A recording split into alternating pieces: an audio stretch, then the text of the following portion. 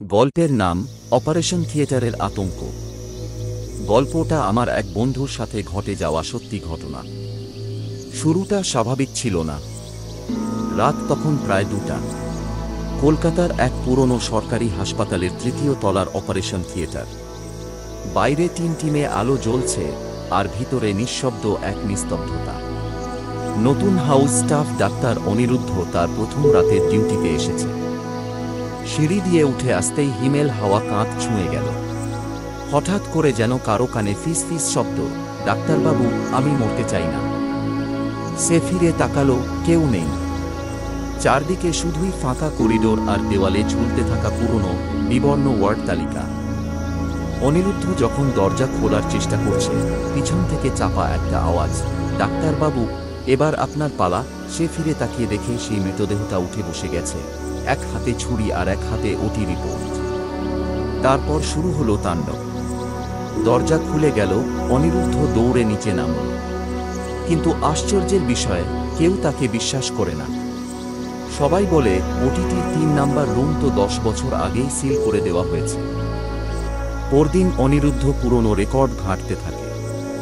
হাসপাতালের পুরনো ফাইল ঘরের রক্ষক রফিক কাকু বলে, বাবা, যে এই রুমের রহস্য জানার চেষ্টা করে না, এ জানার চেষ্টা করে সে হয় পাগল না হয় গায়েব হয়ে যায়।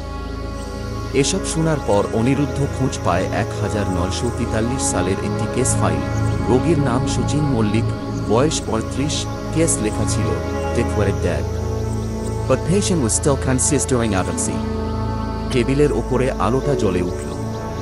টেবিলের উপর রক্তাক্ত একজন মানুষ শুয়ে আছে, চোখ দুটো স্থির, মুখ দিয়ে রক্ত পড়ছে। অনিরুদ্ধ দৌড়ে বেরিয়ে আসার চেষ্টা করে, দরজা বন্ধ। অনিরুদ্ধ ওটি সেই রুমের পাশ দিয়ে হেঁটে যাচ্ছিল, হঠাৎ আলোগুলো নিভে গেল। মোবাইলে ফ্ল্যাশ জ্বালাতেই দরজার ফাঁক দিয়ে একটা ছায়া ভেসে গেল, যেন কেউ ভিতরে দাঁড়িয়েছিল। সে ভয় না পেয়ে সাহস করে দরজা ঠেলে ঢুকে পড়ে। ভিতরে টেবিলের পাশে একটা ছেঁড়া ওট ডাউন পড়ে আছে, আর দেওয়ালে আঁকা আই এম স্টিল হিয়ার। ঠিক তখনই টেবিলের উপরে আলোটা জ্বলে উঠল। টেবিলের উপর রক্তাক্ত একজন মানুষ শুয়ে আছে, চোখ দুটো স্থির, মুখ দিয়ে রক্ত পড়ছে। অনিরুদ্ধ দৌড়ে বেরিয়ে আসার চেষ্টা করে, দরজা বন্ধ। রাতে আবার হসপিটাল। অনিরুদ্ধ এবার একাই ওটিটিতে গেল, কিন্তু এবার দরজা খোলা পেল। ভিতরে ঢুকতেই চারদিক অন্ধকার, কেবল এক কোণে দাঁড়িয়ে আছে শচীনের আত্মা। এবার সে বলছে, তুই আমার বদলা নে ডাক্তার, না হলে তোকেও ছাড়ব না। শচীনের দাবি, তাকে ইচ্ছে করে মেরে ফেলা হয়েছিল। সেই সময়ের 3 জন ডাক্তার মিলে ওর বুকে পেতে তাকে সরিয়ে দিয়েছিল। সে আজও প্রতিশোধের জন্য অপেক্ষা করে। অনিরুদ্ধ সব শুনে তদন্ত শুরু করে। পুরনো সেই 3 জন ডাক্তারের একজন এখনো জীবিত, প্রফেসর অরুণাভ সেন। সে এখন অবসরপ্রাপ্ত, শহরের এক কোণে ছোট্ট এক বাড়িতে থাকে। অনিরুদ্ধ যখন তার কাছে গিয়ে প্রশ্ন তোলে, সে অস্বীকার করে। কিন্তু পরদিন সকালে খবর আসে, অরুণাভ সেন মারা গেছেন ঘুমের মধ্যে। মুখে ছিল আতঙ্কের ছাপ, এবং পাশে লেখা ছিল রক্ত দিয়ে একটা শেষ হলো। পরের কদিনে বাকি 2 চিকিৎসকও অদ্ভুতভাবে মারা যায়। একজনের গলা কাটা, আরেকজন পুড়ে ছাই। প্রতিটা মৃত্যুর পর রক্তে লেখা বার্তা, আমি ফিরে এসেছি। হাসপাতালের সবাই আতঙ্কে। কেউ আর ওটিটি এর ধারে কাছে যায় না। অনিরুদ্ধ বুঝে যায়, শচীনের আত্মা এখন শান্ত, কারণ তার প্রতিশোধ সম্পূর্ণ হয়েছে।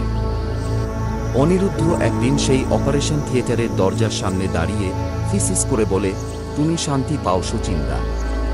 ঠিক তখনই পেছন থেকে ফিস ফিস, তুমি কি জানো, আমি একা ছিলাম না। অনিরুদ্ধ ঘুরে তাকায়, ওটিটি এর ভেতর আলো জ্বলে উঠেছে, আর সেখানে দেখা যাচ্ছে আরও 6টা ছায়ামূর্তি। এরপর থেকে হাসপাতালের 3য় তলা বন্ধ করে দেওয়া হয়। তবে মাঝে মধ্যে শোনা যায় রাতের বেলায় কারা যেন হেঁটে যায় করিডোরে। অপারেশন থিয়েটারে আলো জ্বলে, আবার নিভে যায়। কেউ কেউ বলে, অনিরুদ্ধই নাকি এখন সেই নতুন গার্ডিয়ান। সে এখন পাহারা দেয়, নতুন কেউ যেন অন্যায় না করে, না হলে শচীন আর তার দল ফিরে আসবে।